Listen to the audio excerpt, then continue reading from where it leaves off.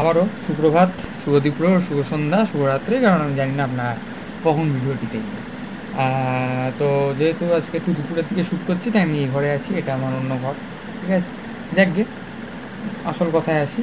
আমার নাম আর্য ভট্টাচার্য এবং আমার ডাকনাম ঈশ্বর। আর আজকে রহস্যবিদ ঈশ্বর প্রথম এপিসোড, যেখানে আমরা আলোচনা করব আইন বা কানুন বা ল বলতে আমরা কী বুঝি।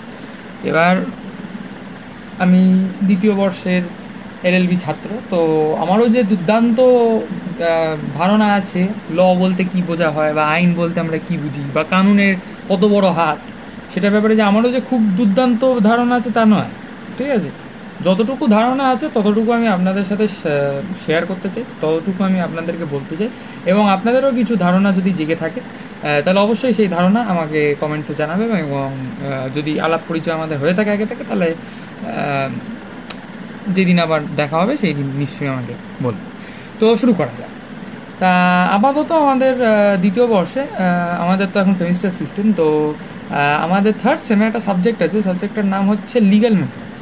তো এই লিগ্যাল মেথডসেই না স্টার্টিংয়ে একটা বড় প্রশ্ন আছে, সেই প্রশ্নটা হচ্ছে হোয়াট ইজ ল।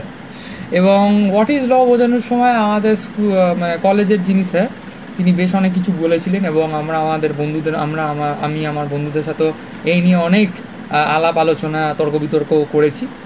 এত কিছুর পর আমার যেটা ধারণা হয় সেটা হচ্ছে যে ল সব কিছু, আবার ল কিছুই না। মানে হচ্ছে এই যে আপনি যদি লকে ওইভাবে ডিফাইন করতে চান যে ল কী, মানে আমি একটা এমন ডেফিনেশন ছুঁড়ে মারবো যেটা লকে পুরোপুরিভাবে ডিফাইন করতে পারবে, মানে বা লকে পুরোপুরিভাবে ল বলতে কি বোঝানো হয় সেটা একদম পুরো পোক্তভাবে বোঝাতে পারবে, তাহলে আপনি খুবই ভুল। সেটা করাটা একটু অসম্ভবই আর কি। একটু বেশি অসম্ভব না, একটুখানি অসম্ভব, কিন্তু অসম্ভব তো, একটু হলেও অসম্ভব তো। যাকগে, তা ওই অর্থে দেখতে গেলে তো ল কিছু না, ল একটা অ্যাবস্ট্র্যাক্ট কনসেপ্ট। ঠিক আছে, লয়ের হাজারটা ভ্যারিয়েন্স আছে, লয়ের হাজারটা নিয়ম মানে ডেফিনেশন আছে, লয়ের হাজারটা যুক্তি আছে, তাহলে এই ওই সেই করে এত খিচুড়ি পেকিয়ে লাভ নেই। ল কিছুই না, ল বলে আসলে কিছু হয় না পৃথিবীতে। আমরা মানুষরা দৈনন্দিন জীবনযাপনে যে কাজগুলো করি সে কাজগুলো করতে থাকছি করতে করতে করতে করতে একটা অভ্যাস হয়ে গেছে, একটা রেয়াজ হয়ে গেছে, এবং সেই রেয়াজের জন্যই আমরা আমাদের এই সমাজ তৈরি করেছি এবং আমরা সমাজের মধ্যে আছি। ওই অর্থে নিয়ম বলে কিছু নেই, যা আমরা করছি সেটা একটা রেয়াজের ব্যাপার, সেটা এসেছে রেয়াজ থেকে, সেটা এসেছে প্র্যাকটিস থেকে। আবার অপরদিকে ল সব কিছুই, এই যে আমি খাচ্ছি, খাওয়ার মধ্যেও কিছু নিয়ম আছে, খাবারও কিছু নিয়ম থাকে।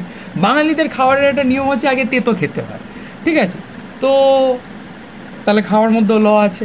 এই যে আমি রাস্তা দিয়ে হাঁটছি, রাস্তা দিয়ে হাঁটারও নিয়ম আছে। উল্টোপাল্টাভাবে রাস্তা দিয়ে হাঁটলে আমি অ্যাক্সিডেন্টে মারা যেতে পারি, আজকেই আমার সাথে একটু হলেই হয়ে যেত সেটা। ঠিক আছে, তা সেটাও যেমন আছে, উল্টোপাল্টাভাবে গাড়ি চালাই, বাইক চালাই, সেখানেও যদি উল্টোপাল্টাভাবে নিয়ম না মেনে আমি যদি করি কাজগুলো, তাহলে আমার আঘাত হওয়ার সম্ভাবনা আছে, আমি আহত হতে পারি। ঠিক তেমনই এ তো দৈনন্দিন কাজ, তেমনই পড়াশোনা বলুন, কথোপকথন, সিম্পল বেসিক কথোপকথন। এই যে আমি আপনার সাথে কথা বলছি, বা আপনি একজন পুরুষ মানুষ হয়ে একটি অপর পুরুষ মানুষ কি একটি মহিলা মানুষ, স্ত্রী মানুষের সাথে কথা বলছেন, এই কথোপকথনেরও কিছু নিয়ম আছে। এবং সেই নিয়ম যদি আপনি ভঙ্গ করেন, আপনার গালে অনেক কিছু হতে পারে, আপনার নামে মানহানির মামলা হতে পারে, আবার আপনার গালে দুটো চড়ও করতে পারে। দুদিক দিয়ে আপনি আহত হচ্ছেন। তো তাহলে এটাও বলা যেতে পারে যে জীবনে আমরা যা যা করছি তার কিছু লিখিত, আবার কিছু কিছু ক্ষেত্রে কিছু অলিখিত নিয়ম আছে, যেগুলো তৈরি হয়েছে যাতে সমাজে ওই জিনিসগুলো খুব সুন্দরভাবে, সুস্থভাবে, ঠান্ডাভাবে করা যেতে পারে। সমাজে যাতে ওই জিনিসগুলো করার ফলে সমাজের যাতে তাতে উন্নতি হয়, এবং সমাজের মধ্যে যারা বসবাস করছে তাদেরও যাতে উন্নতি হয়, এবং যাতে সবাই একে অপরের সাথে মিলেমিশে শান্তিতে থাকতে পারে, তার জন্য নিয়ম করা হয়েছে। কিছু লিখিত নিয়ম আছে, কিছু নিয়ম অলিখিত, এবং এই নিয়মটাকে আমরা বলি ল বা কানুন বা আইন।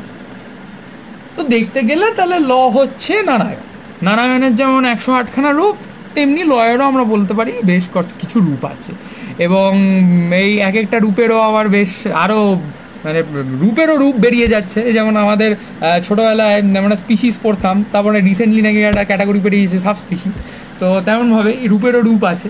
ঠিক আছে, কিন্তু ছোট্ট করে আমরা যদি দেখতে চাই তাহলে দুটো জিনিস, যেমন ভগবানও, ইদার ভগবান আছে নয় ভগবান নেই। কিন্তু ভগবান যদি থাকে তাহলে ভগবানের অনেক রূপ, হাজারটা রূপ, চারিদিকে আমাদের ভগবান আছে। আর যদি ভগবান না থাকে তাহলে ভগবান নেই, খালি আমরাই আছি। ঠিক তেমনই ল, কানুন, আইনও এক জিনিস। যদি থাকে, হাজারটা রূপ আছে। জীবনের সব কিছু জায়গায় কানুন আছে, জীবনের সব জায়গায় নিয়ম আছে, ঠিক আছে? প্রত্যেক জায়গায় নিয়ম আছে, নিয়ম অ্যাপ্লাই হয় এবং হাজারটা রূপ আছে, ঠিক আছে? তো তাহলে নিয়ম না, ল, তাহলে আমরা বলতে পারি যে ল যদি থাকে তাহলে সেই ভগবানের মতন। ল যদি থাকে তাহলে ভগবানের মতো ল প্রত্যেক জায়গায় ছড়িয়ে ছিটিয়ে আছে, সব জায়গায় বিন্দু বিন্দুতে ল আছে। আর যদি ল না থাকে তাহলে সেই ভগবানের মতন কিছুই নেই, লও নেই, আমরাই আছি, সিম্পল। এবার আপনি কি নিয়ে এগোবেন সেটা আপনি, ঠিক আছে? আর সমাজও কি নিয়ে এগোবে সেটা সমাজে। সুবিধার্থে আমি এটুকুই বলবো যে সমাজ যেটা নিয়ে এগোচ্ছে সেটা নিয়ে এগোন, বেকার ঝামেলা করে লাভ, ঠিক আছে? এখানে আমি আমার বক্তব্য শেষ করতে চাই। পরবর্তীকালে যদি আপনাদের এই টপিকটি নিয়ে আরও উত্তেজনা হয়, আরও ডিসকাশন করতে হয়, অবশ্যই আমাকে জানাবেন। আমরা আরও তর্ক বিতর্ক করবো এবং এই তর্কের সাহায্যেই তো একে অপরকে নতুনভাবে কিছু জিনিস শেখাতে পারবো, দেখাতে পারবো এবং নতুন জিনিস শিখতে পারবো। তো ভালো থাকবেন, সুস্থ থাকবেন, সুখে থাকবেন। নমস্কার, চলুন।